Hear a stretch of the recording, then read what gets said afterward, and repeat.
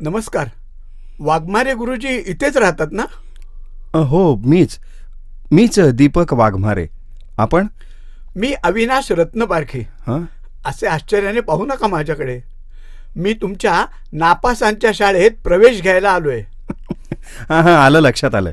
राजा सांगत होता तुमच्याबद्दल. तुम्ही जरूर या आमच्या शाळेत. पण आमच्या शाळेत प्रवेश मिळवायचा तर एक अट आहे. अट? कोणती अट? तुम्ही म्हणाल तेवढी फी देऊ.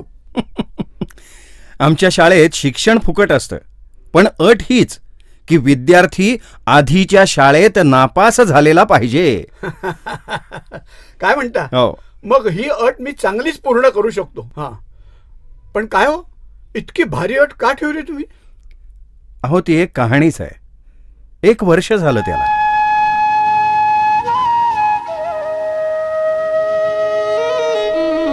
रत्नपारखी आजोबा आणि वाघमारे गुरुजी पहिल्यांदाच भेटत होते, पण त्यांच्या गप्पा अशा रंगल्या की जणू ते खूप जुने मित्र आहेत. रत्नपारखी आजोबांना प्रश्न पडला की अशी फक्त नापास मुलांसाठी शाळा काढायची आयडिया वाघमारे गुरुजींना कशी काय बरं आली असेल. वाघमारे गुरुजींनाही त्यांच्या आधीच्या शाळेतली 1 वर्षापूर्वीची आठवण आली. एका मुलाला वाईट वागल्याबद्दल शाळेने काढून टाकलं होतं. ते काही वाघमारे गुरुजींना पटलं नाही. त्यांनी मुख्याध्यापकांशी खूप वाद घातला आणि शेवटी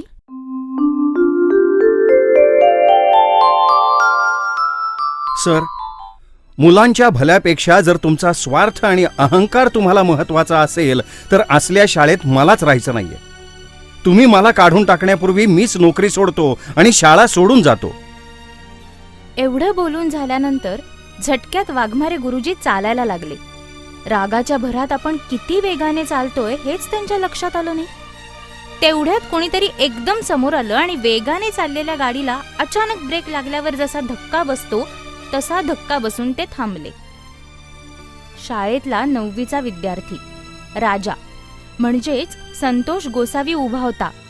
ज्याच्यामुळे हे सगळं रामायण घडलं, ज्याच्यामुळे गुरुजींना ही नोकरी सोडावी लागली, तोच राजा. राजा, आता काय पाहिजे तुला?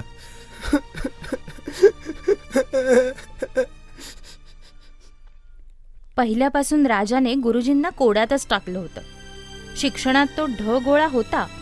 दरवर्षी दांडगाई करून कॉपी करून तो कसा बसा वरच्या वर्गात जायचा. त्याचे वडील हे एका झोपडपट्टीचे फेमस दादा होते. वर्गातली मुलं तर राजाला घाबरायचीच, पण शिक्षकही कधी त्याच्या फारसे वाट्याला जात नसत. राजाला एक वाईट सवय होती. तो चिडला की समोरच्या माणसाला भिंतीवर आपटत असे आणि त्याबद्दल कितीही शिक्षा केली तरी उपयोग होत नव्हता. गुरुजींना त्याच्या या विचित्र वागण्यामागचं कारण शोधूनही सापडलं नव्हतं. आज राजाच्या याच सवयीमुळे गुरुजींची नोकरी सुटली होती. राजा, काय पाहिजे तुला आता माझ्याकडून? आता कशासाठी रडतोयस? अरे, इतकी सुंदर चित्रकला येते तुला म्हणून नेहमी सांगायचो, मन कलेत गुंतव, दंगा मस्तीत नको. गेल्या 2 वर्षांमध्ये इतका तुला सुधारण्याचा प्रयत्न केला मी, पण त्याचा काहीही उपयोग झाला नाही. 100 वेळा बजावलं होतं तुला मी राजा, कुणालाही भिंतीवर आपटू नकोस म्हणून. इतके दिवस वर्गातल्या पोरांवर दादागिरी केलीस आणि आज सराफ गुरुजींवर हात टाकलास. माझं ऐकून घ्या ना गुरुजी. काय ऐकायचंय तुझं? इतका तुला चांगल्या मार्गाला नेण्याचा प्रयत्न केला मी, पण तुझी सुधारायची इच्छाच नाही. जा जा, तू चालता हो माझ्या समोरून. जाऊ देत मला घरी. गुरुजी, माझं ऐकून तरी घ्या ना. गुरुजी, मी काय नाही केला हो. शराब गुरुजीच येता जाता मला घालून पाडून बोलायचे. तुम्ही सांगितलं होतं ना त्याप्रमाणे एकदा मी उलट नाही बोललो त्यांना. पण गेले 4 दिवस माझं ध्यानच लागत नव्हतं कशात. तशात सरब गुरुजी मला काय बी बोलले म्हणून मी चिडलो, भीतीवर आपटलं त्यांना, दिली एक ठेवून. नाही राजा, पण तुझं ध्यान नव्हतं असं म्हणालास ते का? हे बघ राजा, मला नीट सांग काय ते. गुरुजी, माझा बा हातभट्टीचा धंदा करतो. कधी कधी स्वतःच जिंकून येतो घरी. मला आणि माझ्या भाऊ बहिणीला भिंतीवर आपटतो. माझ्या आई मध्ये पडली ना तर तिला बी भाडवतो. कटाळून माझी आई 4 दिवसापूर्वी घरातनं पळून गेली. आज मी उपाशी चालतो शाळेत. गणिताच्या पेपरात नापास झालो म्हणून सराफ गुरुजींनी समद्या वर्गासमोर टावळी केली माझी.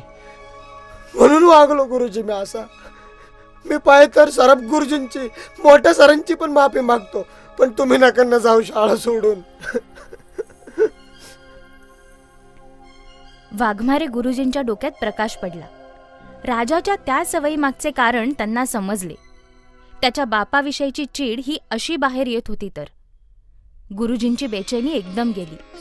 त्यांच्या विचारांची त्यांच्या बरोबरीचे शिक्षक नेहमीच टर उडवायचे, पण आज पुन्हा गुरुजींचेच विचार बरोबर ठरले होते. त्यांनी निर्णय घेतला. राजा, आजपासून मी माझी स्वतःची नवीन शाळा सुरू करणार आहे. तू माझा पहिला विद्यार्थी.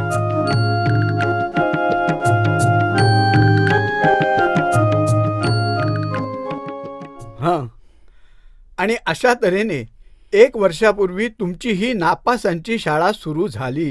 हो. वा, किती वेगळं वाटलं हे सगळं ऐकून. विद्यार्थ्याला शाळेतून काढून टाकलं म्हणून स्वतःही नोकरी सोडून देणारे तुमच्यासारखे शिक्षक.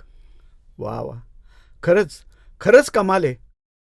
माझा प्रवेश पक्का, कारण मी पण असाच शाळेत नापास झालेला, शाळेने काढून टाकलेला विद्यार्थी आहे.